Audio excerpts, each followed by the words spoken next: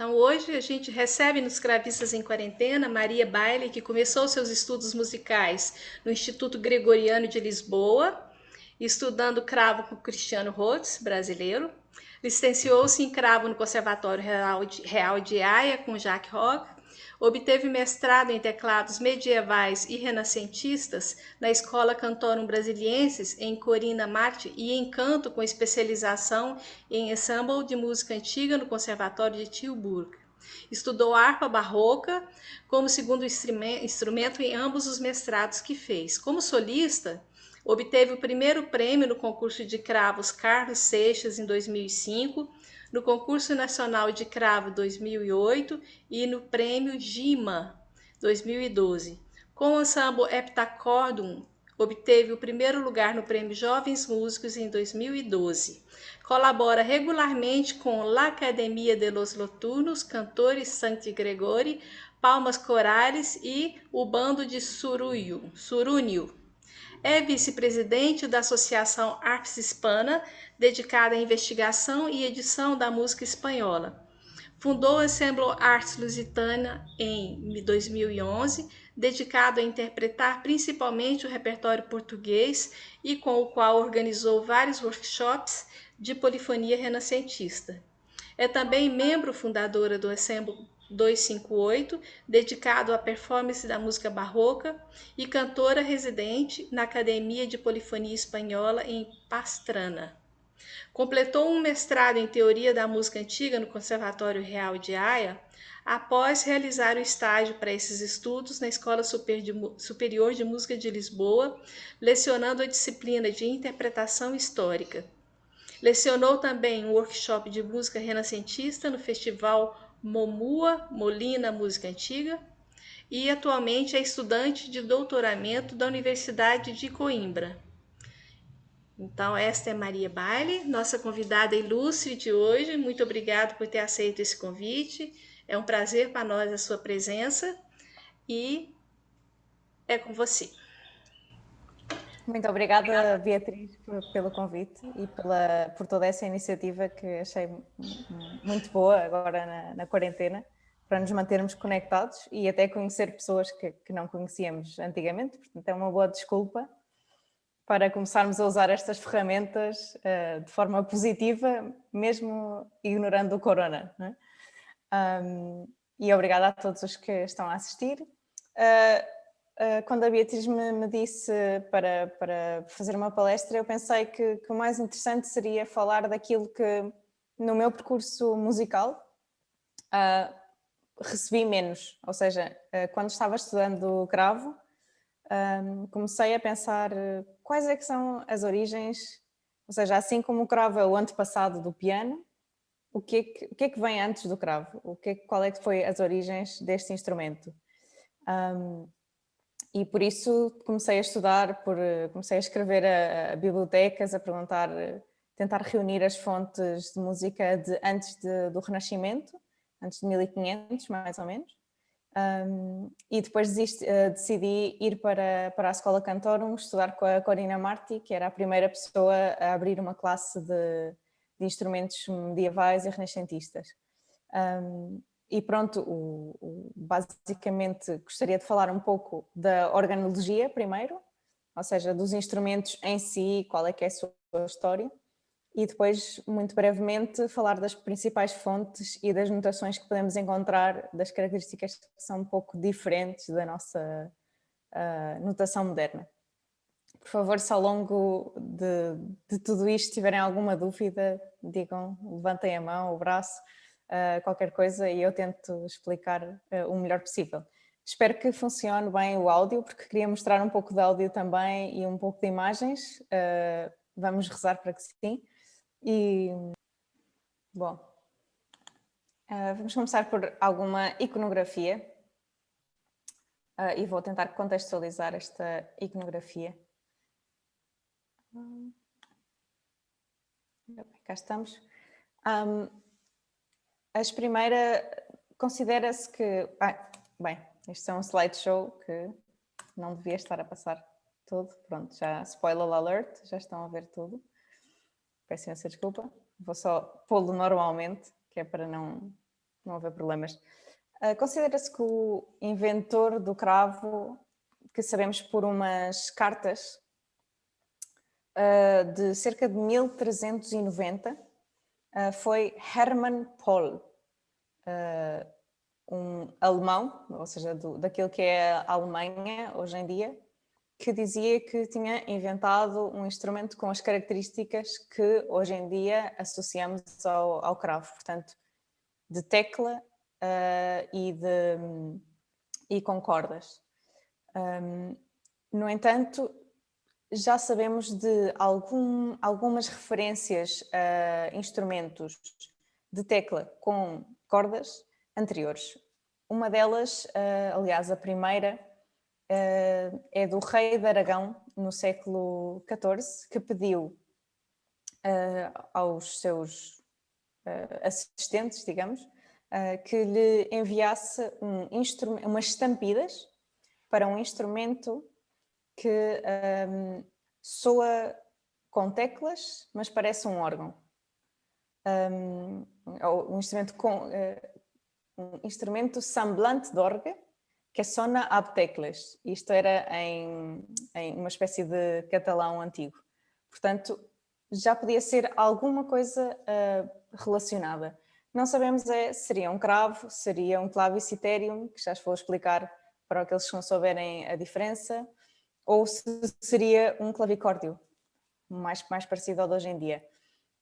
As teorias dos musicólogos pensam que o cravo, o primeiro cravo, que vamos chamar-lhe clavicímbalo, porque foi a primeira designação a aparecer, teria na sua origem um saltério ao qual foram colocados teclas, ou então um monocórdio, que era simplesmente uma corda esticada que era utilizada para também mostrar a teoria da música e como as notas se produziam com a metade, com os 3/4, etc. Os vários intervalos. Aqui temos uma imagem de simplesmente um saltério martelado e aqui um saltério que, se começam a ver, tem uma forma que podemos identificar com um proto-cravo. Se alguém lhe ocorresse pôr teclas para tocar nas cordas. Aqui já temos um clavicímbalo.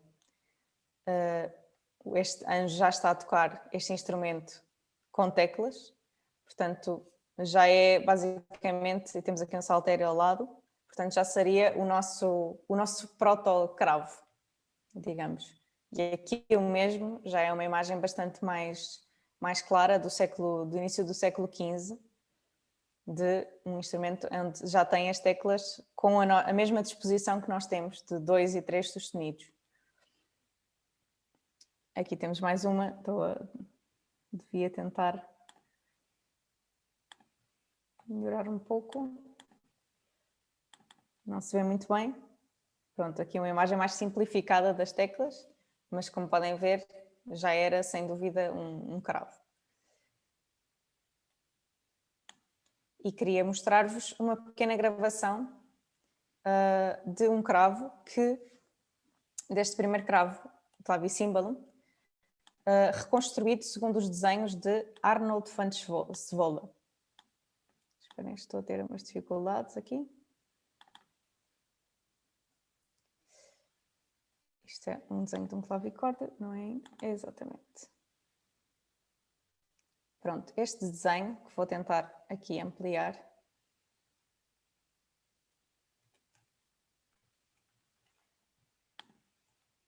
Não me está a deixar. Bom, mas espero que vejam mais ou menos. Estes são os primeiros planos detalhados de um cravo. Ou seja, já temos uma descrição de como o mecanismo funcionava ao nível até dos plectros, se bem que parece que não havia descrição dos abafadores. Portanto, provavelmente a corda era beliscada e ficava a soar, até o som se dissipar sem os abafadores que temos no cravo moderno. Este foi Arnold van Zwolle, que era um médico, um cientista, um musicólogo, digamos, com uma espécie de Leonardo da Vinci dos Países Baixos. E em 1400, cerca de 1440 publica este livro com muitas invenções. Uma delas é este cravo, este clavicímbalo, como lhe chama. Aqui estão as descrições dos plectros, como podem ver. Dos plectros, do saltarelo. Para ouvirem uma reconstrução moderna de um instrumento assim, que normalmente é um instrumento que se supõe que eram 4 pés, não é? Ou seja, que era mais pequeno. Portanto, a maioria das reconstruções modernas soam oitava acima. Vou-vos mostrar aqui uma gravação foi pela minha professora de Basel, de uma peça do Codex Faenza que vamos ver mais tarde qual é a sua origem. Digam-me se não estiverem a ouvir.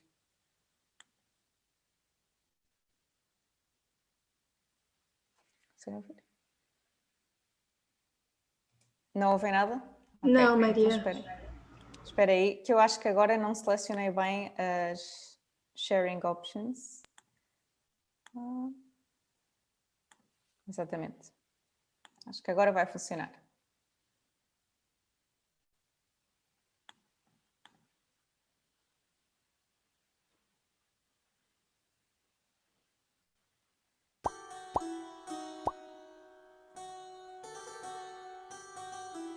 Conseguem ouvir? O volume está bem baixinho.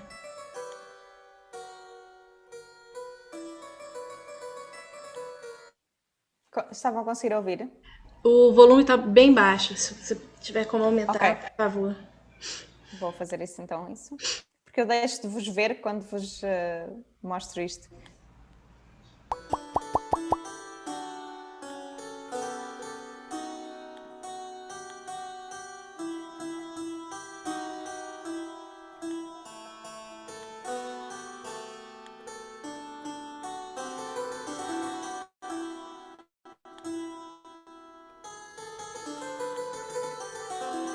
Estão a ouvir melhor?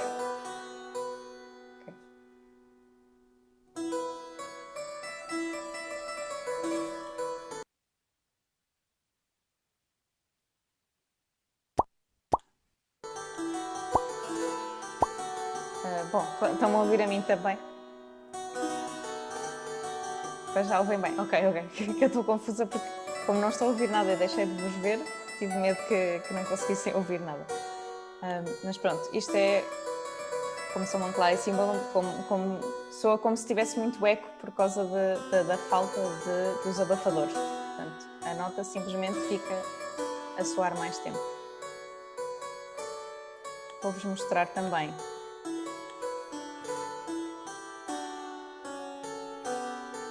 o clavicórdio, que Arnold van Zwolle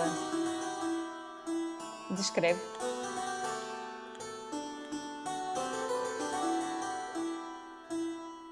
Portanto, aqui um sistema de clavicórdio, digamos que é mais parecido a um clavicórdio moderno, aqueles, os do século XVI, por exemplo, que ainda não têm uma tecla por nota, têm uma tecla para várias notas, por isso às vezes temos que ter cuidado em não tocar, quando tocamos 2 notas contíguas, temos que ter alguma atenção em deixar um espaço para que soe. E vou ver se vos consigo mostrar também uma reconstrução deste mesmo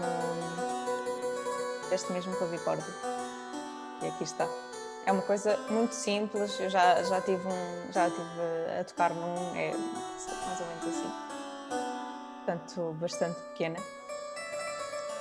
E é um instrumento portátil que se pode levar para qualquer lado. Não sei qual função é que teria na altura, mas sem dúvida que podia ser um instrumento didático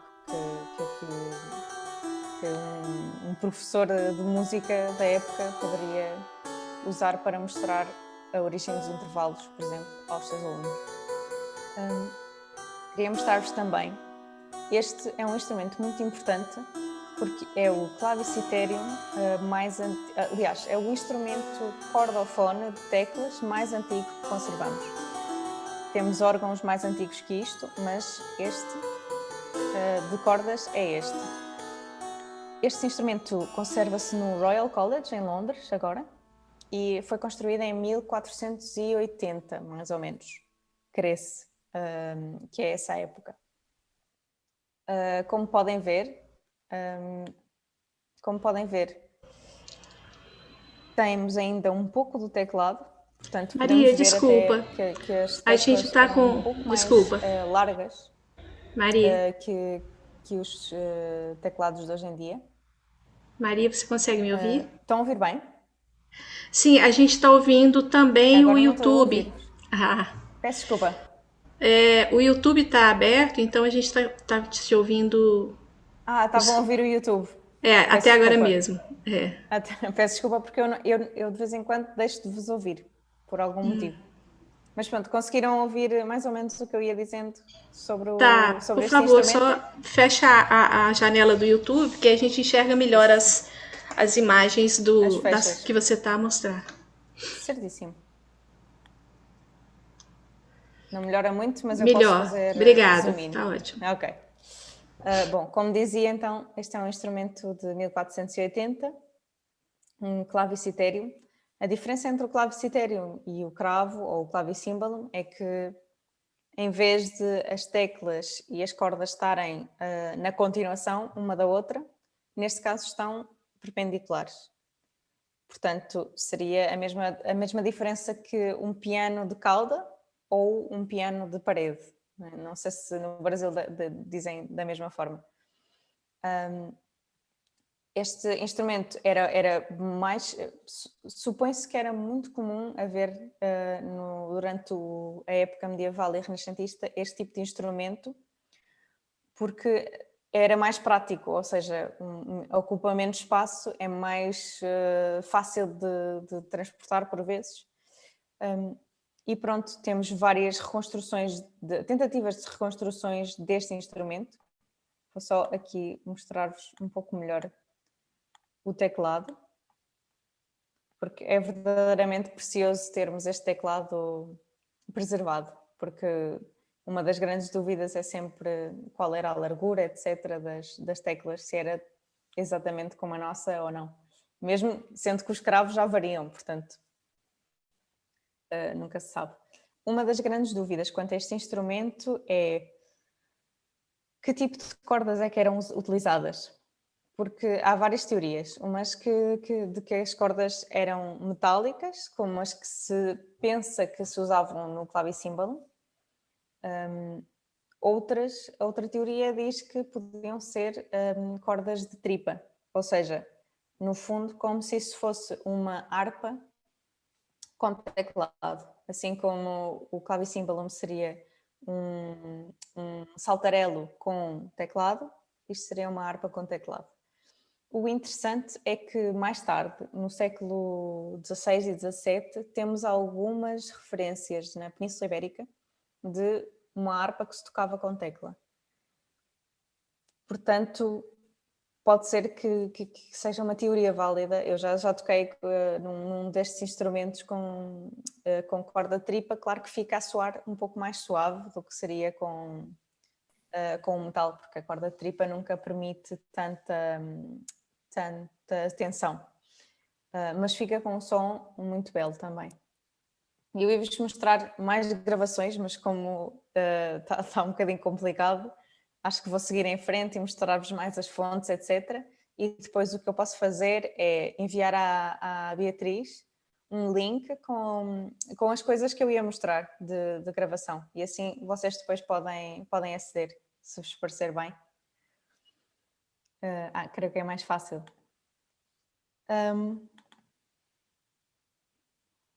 Pronto, aqui um detalhe do tal teclado. E aqui é uma reconstrução do mesmo. Já há muitas reconstruções. Não todas com a mesma beleza de desenhos e muitas não incluem a tampa. Mas pronto, isto é um instrumento Creio que este é um instrumento ou um parecido que se encontra na Schola Cantorum.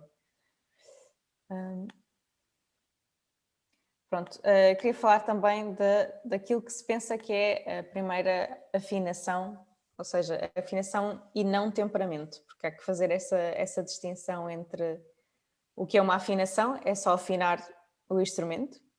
Um temperamento já é como a comida, ou seja, temos que fazer escolhas de certos sabores que vão ser melhores e piores. O mesotónico já é um temperamento, mas o pitagórico acaba por não ser um temperamento, porque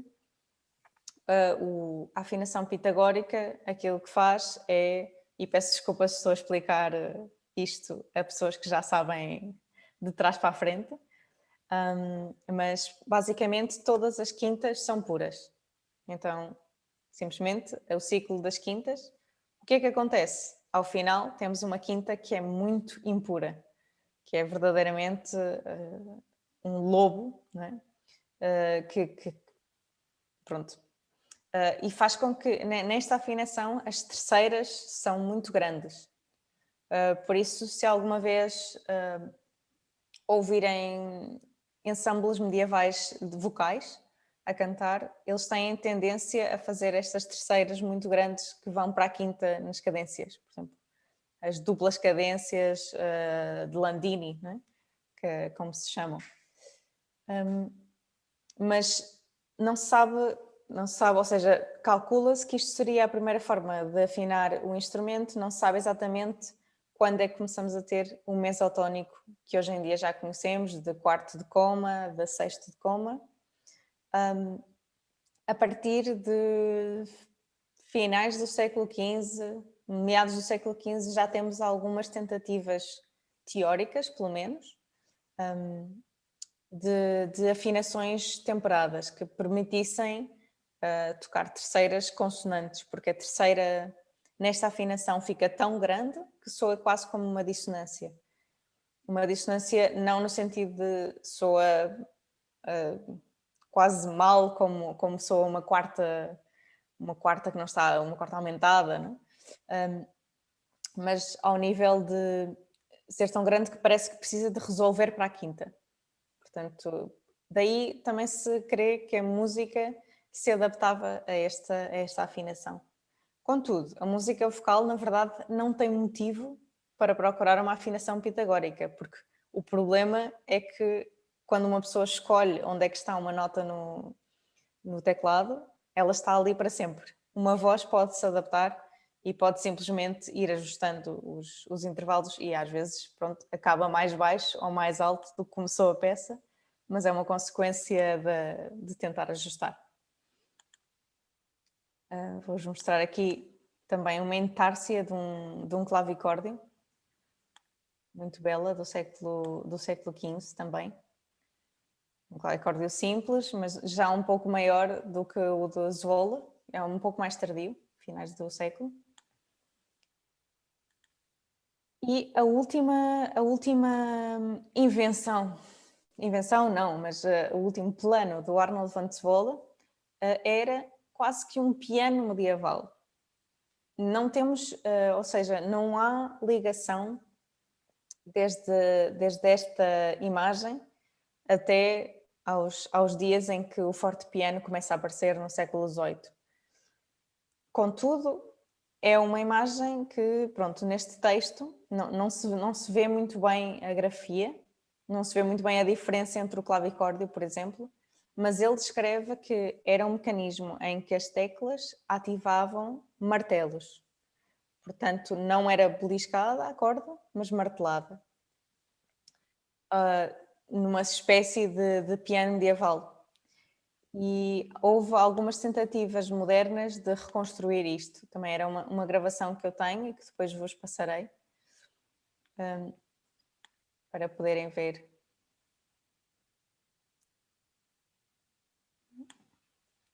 Ver um pouco melhor. Aqui é uma teorização, obviamente. A grande diferença com o clavicórdio é que no clavicórdio, quando tocamos na tecla, ela toca na corda e depois a corda e fica na corda. Por isso é que o clavicórdio, ou seja, soa tão baixinho, por isso é que vamos a concertos de clavicórdio e temos que aplaudir assim, porque senão não conseguimos ouvir a próxima peça. Neste caso já seria um martelo que, tal como no piano, toca e volta a um sítio. Mas são, mais uma vez, tudo teorias. E creio que é o fascinante desta época, é a quantidade de espaço que nós temos para especular. É realmente fascinante pensar o que é que podia ser, o que é absolutamente absurdo pensar que fosse. Mas pronto, a mim fascina-me, a outras pessoas podiam dizer se calhar prefiro ficar com o século XVIII, que é onde já sabemos o que é que estava a acontecer. Vou então passar-vos a falar do repertório. Não sei, pronto, ainda há pouco referi que uma das primeiras vezes que ouvimos falar de um pedido para um instrumento que parecia um órgão e soava com cordas era de umas estampidas que eram especificamente, vinham de Inglaterra.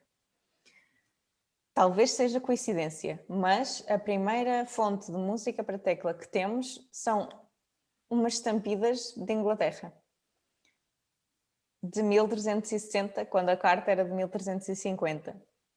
Não é que eu acho que seja o mesmo manuscrito, mas claramente era um género que no Reino Unido se estava a desenvolver e que era popular na Europa.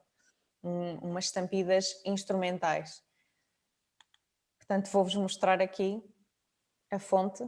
Este é o Codex Robertsbridge, de cerca de 1360. O Codex está incompleto. O último fólio tem uma peça que não acaba.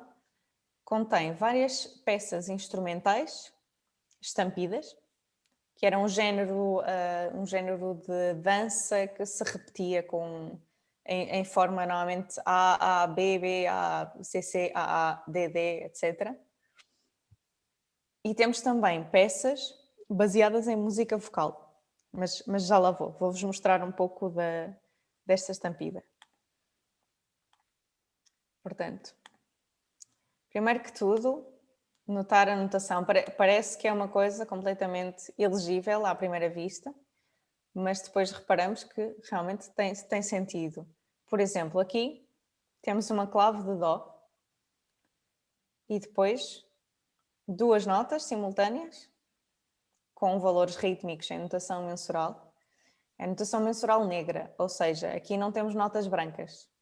Passamos diretamente de uma nota quadrada, que seria a nossa breve, para uma nota negra, que eles chamariam mínima, que eles chamariam semibreve, para uma nota negra com uma haste, como por exemplo, vou ter que encontrar uma, esta aqui é uma mínima, ou seja, parece a nossa semimínima, mas realmente é só metade do valor da breve, da semibreve, peço desculpa. Portanto, temos aqui breve, semibreve, mínima. Portanto, aqui teríamos, podemos especular que seja para a mão direita duas notas, que seriam Lá, Ré, e aqui temos um D e aqui temos outra G. Portanto, temos também Ré e depois Sol. Creio que este é um G, sim.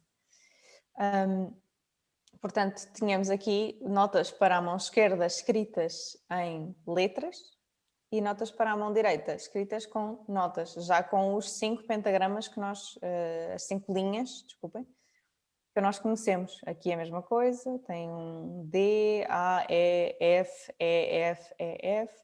Depois há pequenas alterações que vamos ver mais à frente em manuscritos um pouco mais claros, que significam sustenidos, portanto já era uma coisa alterada. Aliás, aqui vem, já tem simplesmente um sustenido. O símbolo para o bemol era um pouco diferente e há algumas fontes que não fazem a distinção. Mas pronto, aqui tem, por exemplo, close, que seria a forma fechada da cláusula da estampida, e overt, que seria a forma quando queremos voltar ao início de um certo verso da estampida. Vou-vos mostrar as outras páginas porque, aliás, não era isto que eu queria abrir, este adesto. Temos duas peças aqui que são entabulações ornamentadas bastante parecidas ao original, de música de Philippe de Vitry, que era um compositor bastante conhecido já na sua vida, e compôs motetes isorrítmicos a 3 vozes. O motete isorrítmico é um motete em que, mais uma vez, peço desculpa se já souberem tudo isto, mas mais vale explicar. Um motete isorrítmico é um motete em que o tenor repete a sequência rítmica e ou a sequência de notas. E frequentemente tinham mais do que um texto em simultâneo. Aqui só temos um dos textos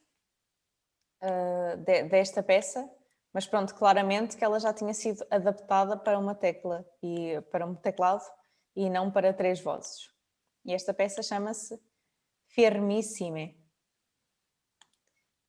E depois temos todo o resto do motete em latim.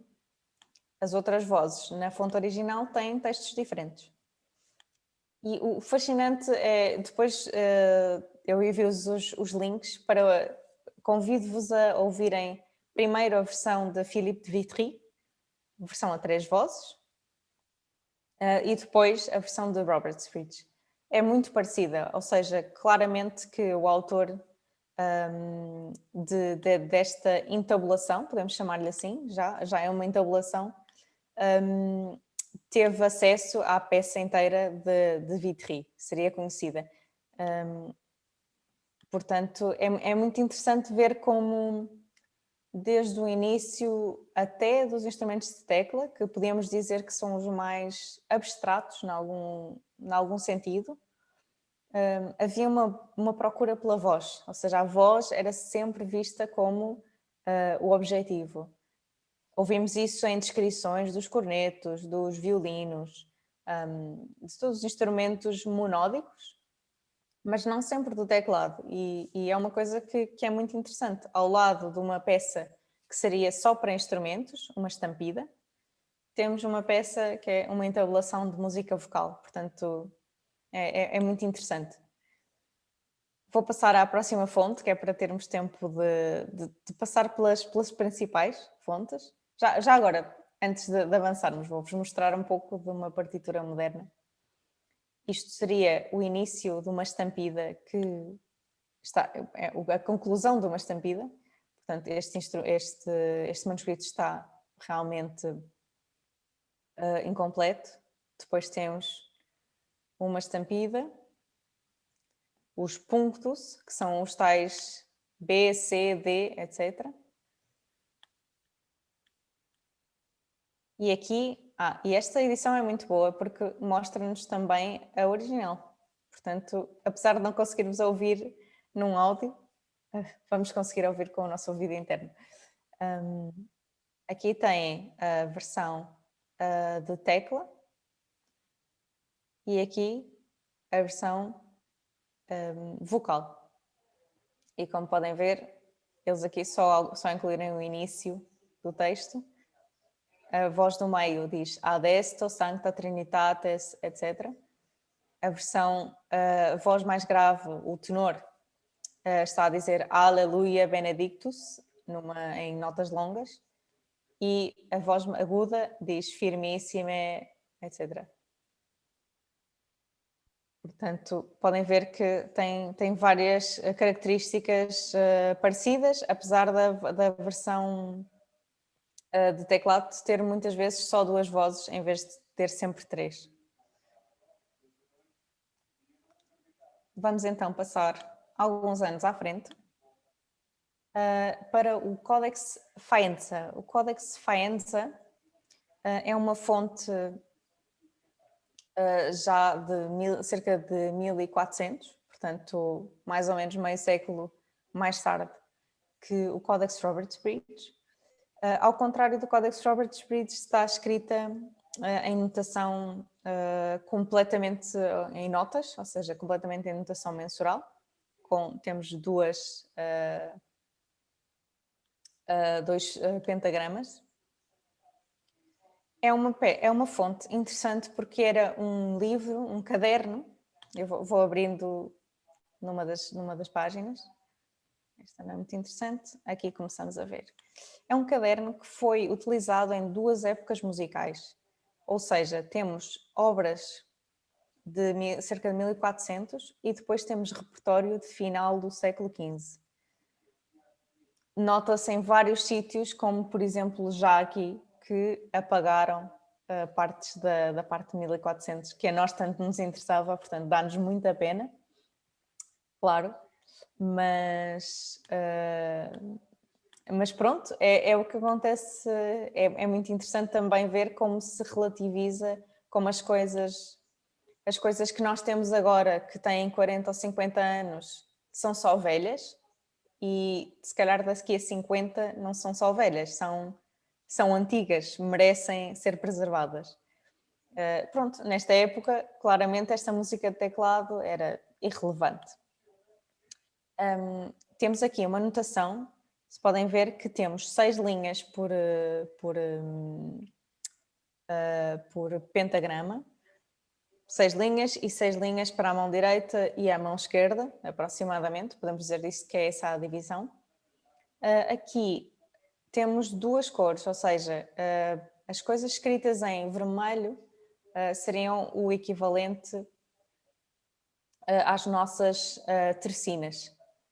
Portanto, é uma forma de indicar triplas. E aqui neste códex normalmente também temos uma versão mais de tenor, ou seja, uma voz mais parada na mão esquerda e uma voz mais animada na mão direita. Vou-vos mostrar mais algumas folhas.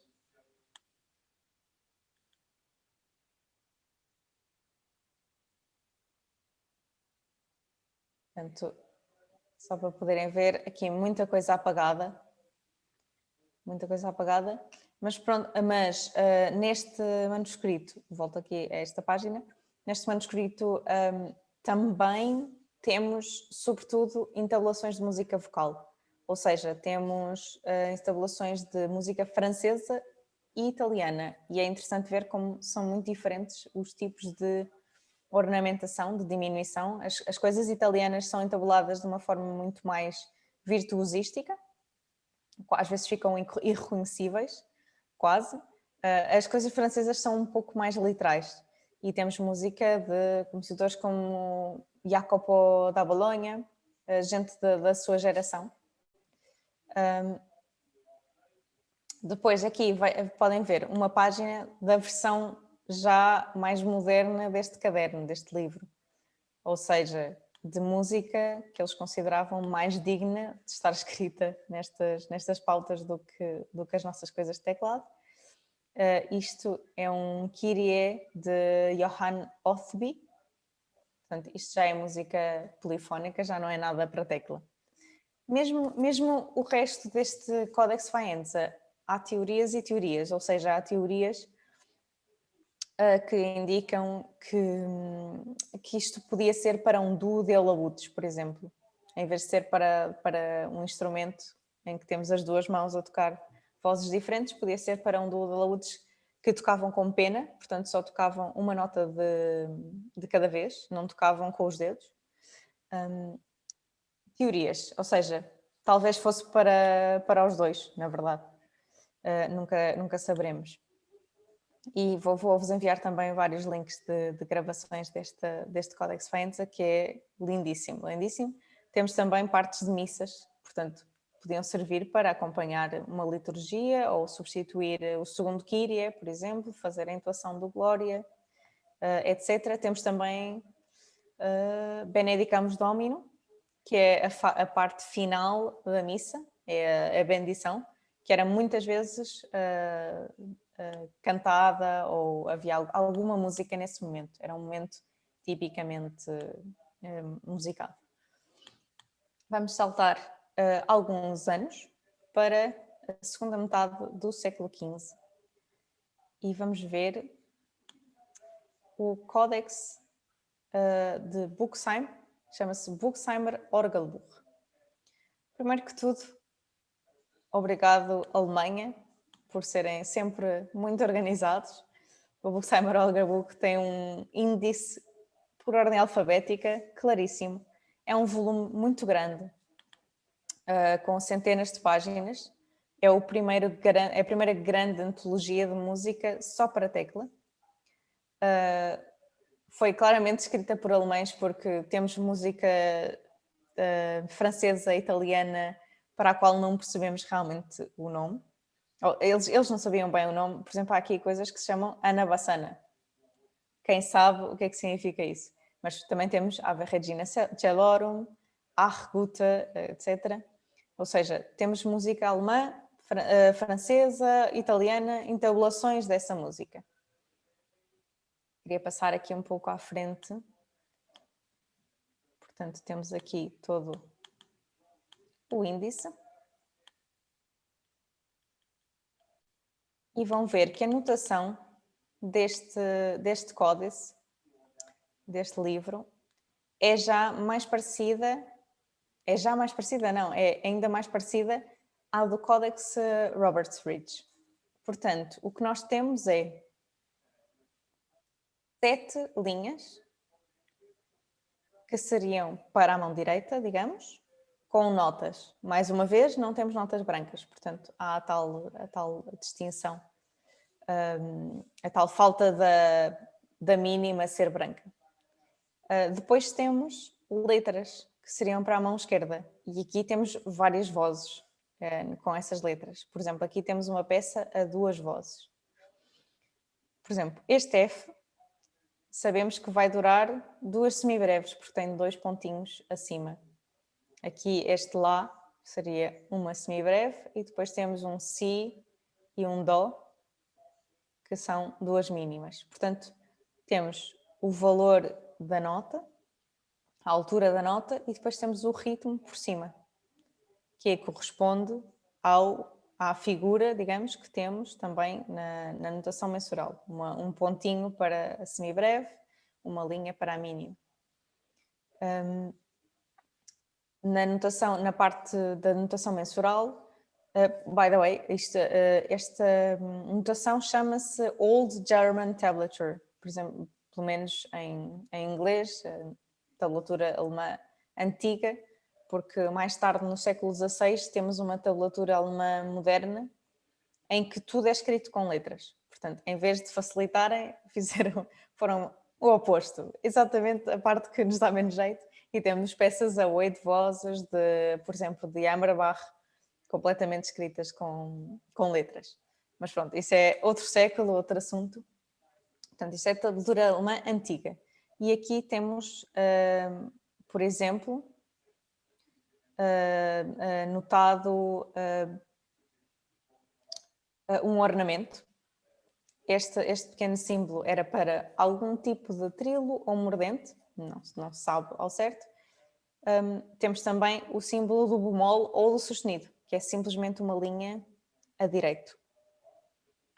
E com isto tínhamos que saber se era bemol ou sustenido, mas neste caso, ou seja, nunca vai haver um lá sustenido, vai ser sempre um si bemol, por standardização. E queria-vos mostrar o final do manuscrito.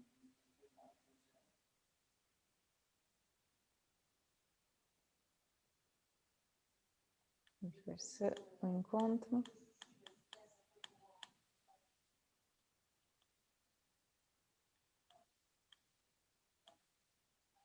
Já está mesmo ao final. Sim, algumas coisas. Exatamente. Tem uma espécie de cábula, ou seja, de o que é que estamos para aqui a falar. Temos as letras de solemnização, Ut, Ré, Mi, Fá, Sol, Lá. A solemnização hexacordal era feita só com 6 diferentes sílabas, não havia o equivalente ao Si. Em vez de termos um sistema em que temos Dó, Ré, Mi, Fá, Sol, Lá, Si, Dó, e repete-se, era um sistema em que as notas encaixavam. Só tínhamos um semitom, que era do Mi para o Fá. E pronto, isto também dava mais bastante tempo, mas pronto, fica aqui a introdução dessa solmização. Nas letras temos aqui todo o que eles chamavam o gamut. O gamut era a quantidade, o conjunto de todas as notas possíveis no sistema musical. Começamos neste G, isto aqui é uma clave de Fá, portanto este G seria o equivalente à última linha da... Desculpem, este é um B, mas devíamos ter até o G. Em algumas fontes aparece já até o G. Pronto, temos o B, que seria a segunda linha da nossa clave de Fá moderna, e chegamos até ao F, já da clave de Sol. Aqui temos, eles chamam breve, semibreve e mínima.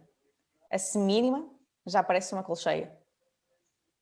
E aqui seria um tipo de fusa, que seria a nomenclatura da época.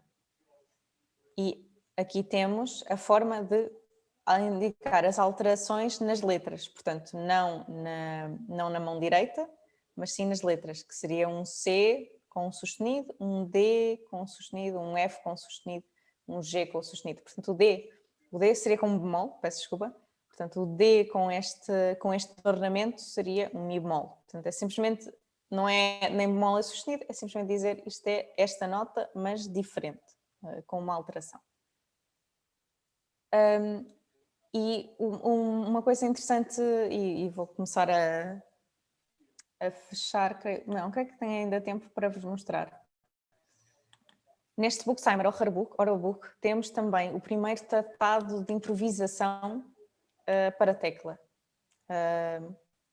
Chama-se Fundamentum Organizandi e foi escrito, conhece o autor, Konrad Paumann, um organista também de origem do que atualmente é a Alemanha. Era um indivíduo cego, mas que os seus alunos tinham uma grande apreciação pela sua arte, e então escreveu, ou não podia escrever, mas ditou uma espécie de tratado de ornamentação, ou seja, de improvisação. É muito interessante porque diz, por exemplo, subida e descida C, D, E, portanto Dó, Ré, Mi. E aqui temos várias formas de subir a partir do Dó, Ré, Mi. Dó, Ré, Mi, Dó, Ré, Mi, Dó, Ré, Mi, ou seja, basicamente são fórmulas para que a mão direita improvise algo sobre uma mão esquerda pré-definida. Para que isto era útil? Isto era útil para os organistas nas igrejas improvisarem sobre o canto-chão. Portanto, uma das funções do organista era dar um pouco de descanso aos cantores, aos que cantavam o canto gregoriano, e assim podiam simplesmente parar um pouco e deixar que o organista tivesse o canto-chão na sua mão esquerda e fizesse algumas ornamentações na mão direita. Aqui temos também uma transcrição moderna do Fundamentum do Lochhammer Liederbuch. Portanto, este Fundamentum ficou tão popular que temos várias fontes com ele. Ascenso simplex, uma forma de subir por grau conjunto. E tudo isto são pequenas fórmulas que podemos usar para subir. Se o canto-chão desce, podemos usar esta fórmula, podemos usar estas duas, se descer 2 graus conjuntos. Ou seja, temos uma coisa muito sistemática aqui. Subidas por terceiras.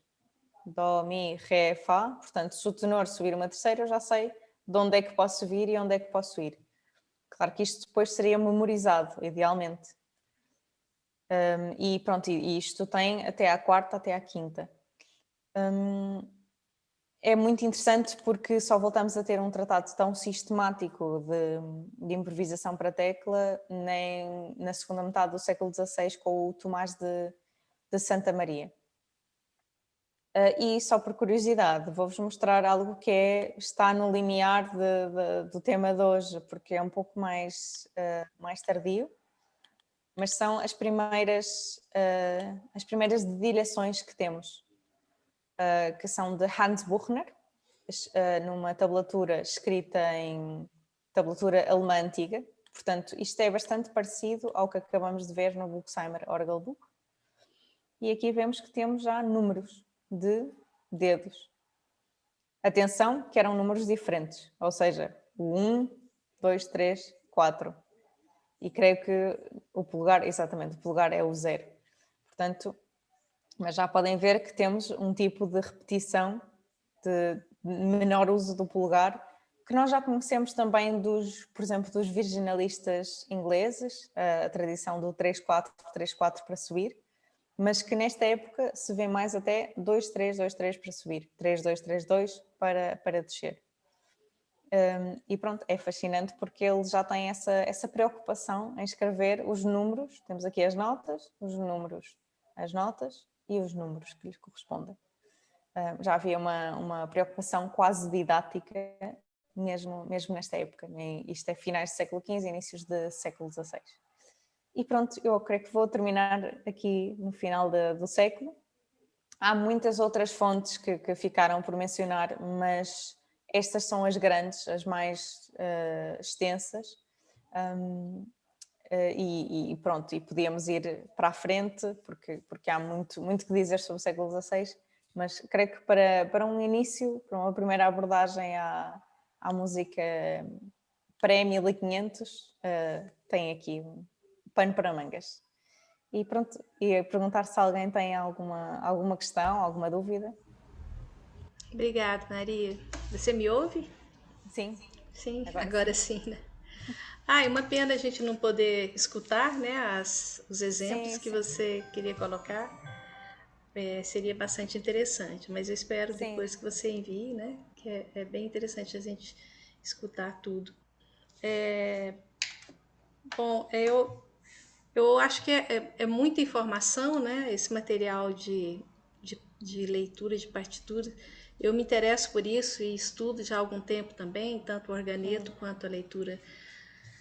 E eu acho que é pano para manga, né? A gente tem que passar muito tempo até conseguir uma certa destreza, é bastante complicado. Inclusive o livro do Buchmeyer, especificamente para órgão, mas o Robert Bridge, você não disse, ele é para qual instrumento aquelas entabulações? Supõe-se que era para, ou seja, é para alguma tecla.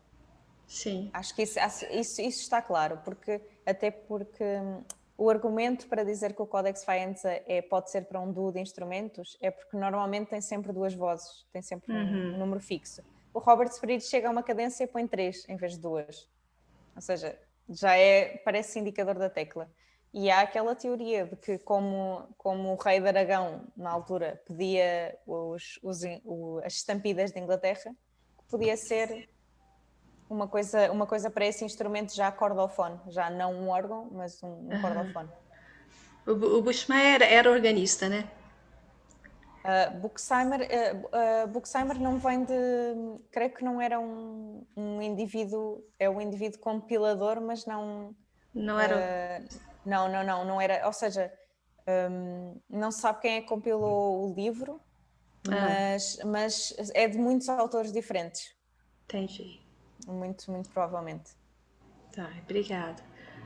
Bom, tem algumas anotações aqui no chat, não sei se você conseguiu ler. Não. Boa tarde, outra vez, Maria. Obrigado, Olá, boa tarde. Parabéns. Muito lindo a sua pesquisa, muito linda. Que bom, você está atualmente em Basel fazendo doutoramento? Não, perdão. Você fez em Coimbra. Estou a fazer em Coimbra, sim. Estou de volta a Portugal. Mas em Basel você fez uma especialização em teclados antigos, é isso? Sim, fiz um master, um mestrado. Muito bacana isso, porque a importância da escola de Basel, né, que é fundada lá atrás pelo Sachs, né, o Kurt Sachs, tanto tempo atrás, e que reúne o que há de melhor e mais importante. Eu não digo melhor de tudo, eles se orgulham de ter absolutamente tudo que o mundo ocidental produziu. E eles, se você por acaso, isso é muito curioso, se você achar algo que eles não tenham, eles mandam buscar para você e ainda pedem desculpas. É muito engraçado. E as A salas biblioteca é excelente, sim. as salas todas equipadas com tantos instrumentos bonitos, cravos, positivos, etc. Eu sempre gosto de falar sobre a formação do teclado. Uhum. Nós sabemos que os teclados, como eles aparecem, eles vão sendo utilizados e com isso também, em determinado momento, surgem as alterações por uma questão de transposição do modo, evidentemente. E você mostrou-nos aí vários tratados e manuscritos em que aparecem os sustenidos, principalmente, não é? E eu fico pensando, o que você poderia nos acrescentar mais sobre a formação do teclado para o que nós temos hoje? Porque, em determinado momento, você mostrou-nos, logo no início, um teclado com 3 e 2 alterações, não é? E que até parece um pouco cedo para o momento, à medida em que os teclados eles vão sendo, as alterações elas vão sendo agregadas aos poucos nos teclados, embora não tenham tantos exemplares disponíveis nos museus atualmente, mas eu acredito que você saiba nos dizer bastante coisa sobre isso. Sim, há várias coisas interessantes. O órgão mais antigo, por exemplo, que é o de Norlanda, crê-se que já tinha, ou seja, não se conservam todas as notas, mas crê-se que já tinha também sustenidos. E eu acho que a forma mais interessante de ver é através da música vocal escrita, ou seja, a música vocal escrita do século XIV já tem todo o tipo de alterações. Claro que não todas estão escritas, ou seja, havia música ficta, mas já existia conceptualmente esta forma. Porque a partir do momento em que pomos vozes juntas na polifonia, a estrutura modal já não necessariamente funciona, não é? Porque como as vozes não estão todas à oitava, já não podemos dizer que todas as vozes estão em primeiro modo. Então surge essa necessidade de ter os modos transpostos, que depois também deriva em precisarmos mesmo das alterações. Mas, por exemplo, uma coisa interessante é... Eu posso tentar ver se encontro. Há um artigo sobre uma imagem, um quadro de Rent, de Van Eyck. Não sei se têm presente. É um quadro que tem uns anjos e um órgão com muito detalhe. O órgão, pronto, tem um teclado em que temos as notas, os sustenidos assentes no teclado. Mas fizeram uma visão ultravioleta para ver camadas antigas da tinta e descobriram que eles mudaram. Antigamente estavam acima, portanto os sustenidos estavam afastados do teclado. Isso também é um indicador de como, se calhar em 2 décadas, mudou a quantidade de vezes e a forma com que se utilizavam os sustenidos, que acho bastante interessante. E também mudaram a posição da mão do anjo para que se acomodasse ao teclado. Sim. É importante a gente saber isso, porque Sim. Nós estamos tão acostumados ao chamado layout do teclado tradicional, com 12 notas na divisão da oitava, e a gente, às vezes, nem para pensar de que o teclado, houve um momento, na antiguidade principalmente, que eles utilizaram uma sequência, digamos assim, de notas apenas diatônicas, não é?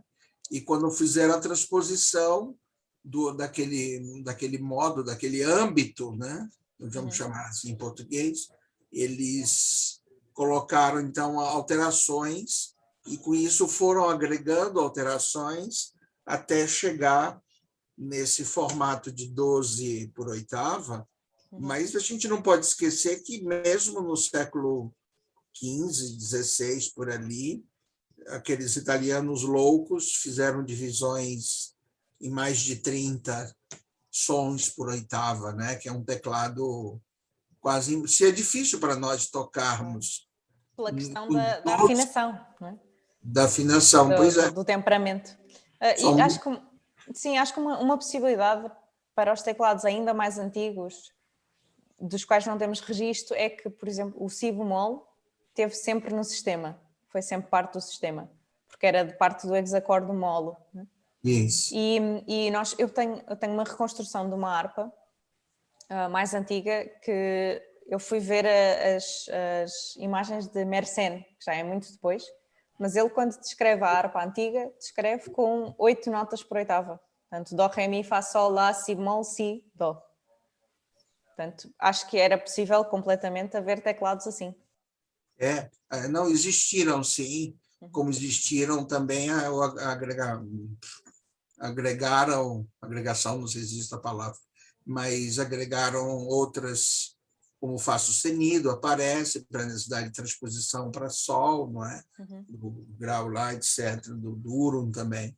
É muito interessante isso, esse tipo de interligação entre o layout do teclado, o sistema de afinação utilizado e a consequência que isso traz na execução, que são os dedilhados, quer dizer, o que se chama de dedilhação, que para nós os dedilhados também eles vão sendo de importância fundamental, porque a pronúncia de determinado grupo de notas, né, sons, portanto, os motivos, ele vai depender desse sequenciamento, né, de como trabalhar esses dedos em sequência para conseguir um efeito determinado. Isso é muito bonito quando há essa tentativa dessas máquinas, né, se podemos chamar assim. É um pouco feio o termo para instrumento de arte tão bonito, mas o termo cru é esse mesmo. Essas máquinas que tentam copiar, né, o som da voz humana, porque o som da voz humana é que é a base de tudo. Eu estou muito encantado com a sua pesquisa. Eu gostaria de pedir permissão a você para manter um contato e conversar mais detalhadamente no futuro, se você me permitir. Claro que sim, claro que sim. Todo o gosto. Obrigado. Sim. Parabéns, viu? Obrigada. Maria, com a sua permissão, eu coloquei uma sugestão de livro aí no chat, que é esse do Kelly, Thomas Kelly, que eu acho que é um livro bem interessante para quem estiver interessado em história da notação musical. Ele ajuda bastante, porque ele é muito claro, né? Sim. Ótimo. Bom, tem o Geu com o microfone ligado. Pergunte, Geu. Sim, ela falou a respeito das escritas. Parece que não deu para entender muito bem, estava muito não estava baixo, mas estava falhando aqui, né? Da escrita da Alemanha com outro país aí, a França, que um escreve de uma forma e o outro escreve de outra, os manuscritos. Não era tanto a forma de escrever, mas a música, ou seja, não é a notação, mas o resultado sonoro, a forma de fazer as entabulações. É diferente. Que seria isso? Não é, ou seja, são conclusões que podemos tirar, que não estão escritas em lado nenhum, mas que podemos tirar quando vemos as entabulações do Codex Faenza. E isto é especificamente para o Codex Faenza. Simplesmente as obras baseadas em autores italianos têm muito mais movimento, muito mais diminuições. Sim. Tem mais movimento e mais ritmo, né? Mais se vê. Muito obrigado, prazer. Nada. Maria, já que ninguém fala, falo eu. Eu fiquei curioso também sobre aquilo que você falou da diminuição, da diferença da notação, ou desculpa, que encontrou-se nesses últimos manuscritos. E o que a estética italiana era tão profusa em sua elaboração, diminuição, que chegava a ser quase indecifrável. O que você pode dizer mais sobre isso, essa diferença da escola italiana tão exuberante para a escola francesa mais intelectual, mais cerebral? Sim, eu acho que essa diferença já está na música vocal, ou seja, se formos ver, eu posso vos mandar um link de uma peça como Sotto l'Imperio del Possente Principe de Jacopo da Bologna. São peças super intrincadas, ou seja, mesmo a versão a 3 vozes vocal já tem mais material do que as coisas francesas. Portanto, eu acho que vem daí, que havia nessa época, ou seja, não consigo generalizar para tudo, mas nessa época e as peças que foram selecionadas para o Codex Faenza eram mais simples, mais homofónicas um pouco, não eram homofónicas, mas um pouco mais as francesas do que as italianas. Não sei é o porquê, nem a origem, mas certamente que merece um estudo mais aprofundado, essa ideia. O que nós conhecemos hoje, que a cultura italiana é exuberante, como tal, é uma cultura muito que já se mostra em todas as áreas, né? Na arquitetura, enfim, em todo tipo de manifestação humana, do humor, do sentimento, né? A própria poética musical, a poética que era usada para a música, já era mais complexa, sim. Exatamente. Se manteve. Maria, desculpa.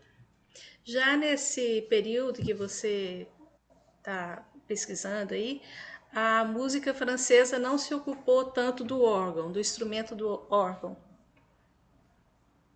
É sim. isso? Eu nem generalizo, eu acho que é muito difícil generalizar isso, porque pode ser má sorte, ou seja, pode ser por sorte. Nós temos coisas na Alemanha, temos coisas na Itália e não temos coisas de origem francesa, mas não diria que é possível dizer que eles não estavam Não a há fazer dados nada. para afirmar isso, né? Porque há tão poucos manuscritos, no fundo, ou seja, se formos a compilar tudo, são poucos. Portanto, é possível que em França se fizesse também música e simplesmente não sobreviveu. Entendo. Sim. Porque depois a tradição de música para órgão na França, ela não foi forte como na Alemanha, né? Nos séculos seguintes. Por isso que eu te perguntei se já nessa época isso era uma... As primeiras coisas francesas, compilações grandes que temos, já é a música da Atagna, de Pierre Atagna, as impressões, na primeira metade do século XVI.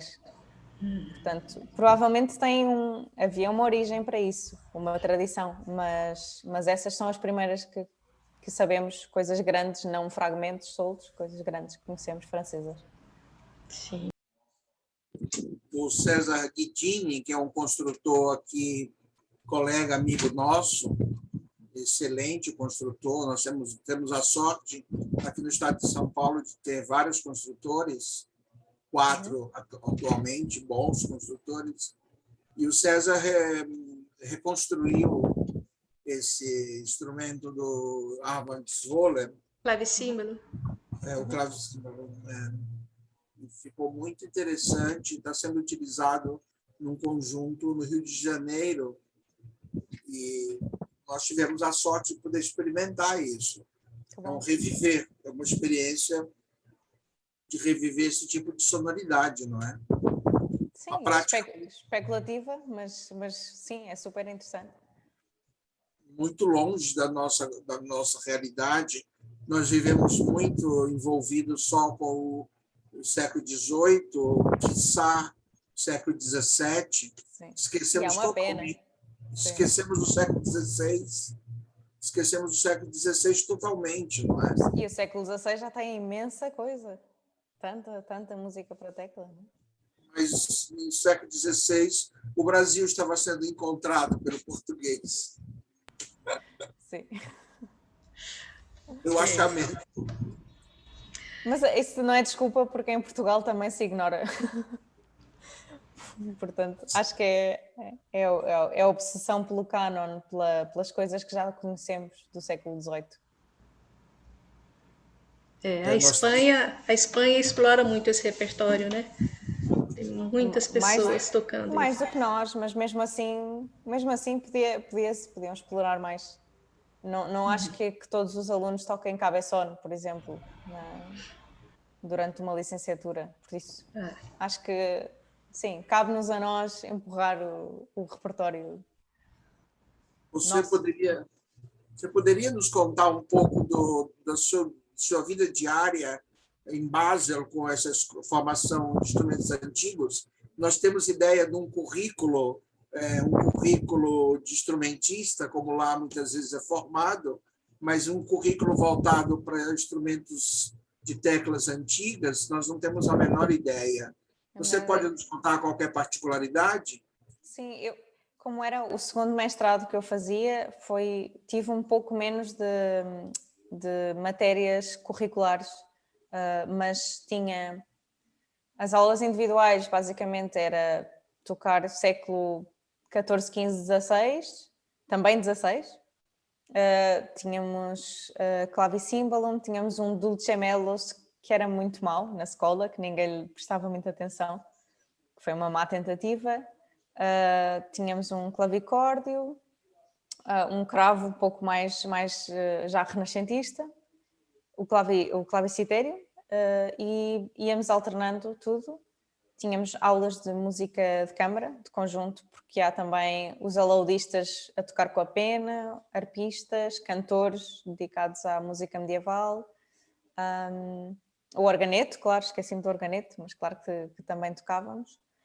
Depois na escola tem uma base, eu depois estudei teoria da música em Haia, por isso mesmo, porque comecei-me a preocupar se um dia tiver que ensinar, não quero só ensinar instrumento, quero ensinar as bases teóricas. Portanto, havia uma preocupação em aprender solmização também e aprender todas as notações diferentes e cantar. Cantar também é sempre importante para os instrumentistas também. Não se fazia sempre tanto como se devia, mas sem dúvida que havia uma certa componente. Mas como se desligar, como sua mente... É uma pergunta difícil, Maria, eu digo, mas como sua mente se desligar de um mundo tão tardio como o século XVIII ou o século XIX, por exemplo, e voltar em tanto tempo atrás para 1400, que criou esse fascínio em você? Como que você trabalhou com esses professores? Sabemos que eles são especializados, são professores altamente qualificados, já sabemos isso, mas nós não temos a menor ideia de como funciona isso. Sim, eu gosto de ter uma abordagem igual para tudo, ou seja, eu não sei nada, tenho aqui uma peça de música, primeiro vou aprender a lê-la, depois vou aprender como é que eles aprendiam a ler, porque no Renascimento era com solmização hexacordal e não com a minha, portanto vou aprender isso. E depois, por aí em diante, a questão é que se eu começo aqui na música barroca, vou tendo mais pistas. Se calhar na música do século XV vou ficar aqui e tenho que inventar esta parte. Mas o início para mim é o mesmo. Eu não sei nada, vamos descobrir. Edmundo, eu gostei muito de você falar que a música do século XVIII é tardia, viu? Que pessoa moderna. 19, 20, 21, então, nem existe, né? Eu me retrato, porque eu pensando nos dedilhados. Tá Na certo. cabeça de muitos de nós, esse dedilhado padrão, esse padrão tradicional de passagem do polegar, é um modelo muito enraizado nas pessoas. E a gente, para se libertar disso, já no século XVII, é muito difícil. Haja vista a questão da passagem aos pares, de 2 em 2. Como a própria Maria disse, que o 1, na verdade, é o 2. Isso já certa confusão já causa. E que a subida era com 2, 3, 2, 3. Ora, tudo bem, se eu entender que o dedo médio é o 2, né? Daí o 3 é o 4, né? Então aí sobe bem. Mas para descer... Dedo médio é o 2. 2. Esse é o 2. não é? Então, isso complica tanto, meu Deus do céu. Depois tem a questão também dessa ideia do legato, que a gente está tão enfronhado com isso, não é? Obviamente que a voz humana canta legato todo o tempo, né? As belas melodias, cantar é uma sequência em emissão legato. Mas eu acredito que as emissões instrumentais antigas do século XV e XVI, elas não eram tão legatos. Assim, a gente está fazendo... Não, É isso concordo, mesmo? concordo. E acho que é a grande lacuna, a grande falta que temos é de estudar mais a voz humana na época.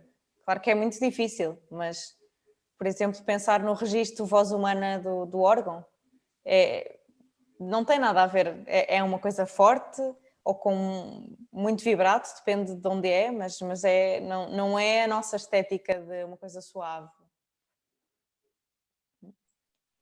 Muito obrigado, Maria. Muito obrigado mesmo por estar Obrigada, aqui conosco hoje.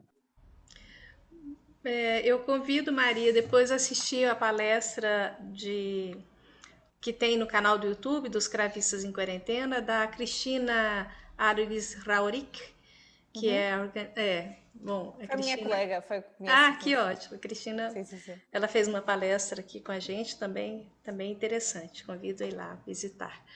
Enfim, tem várias palestras, né? Pode assistir qual quiseres.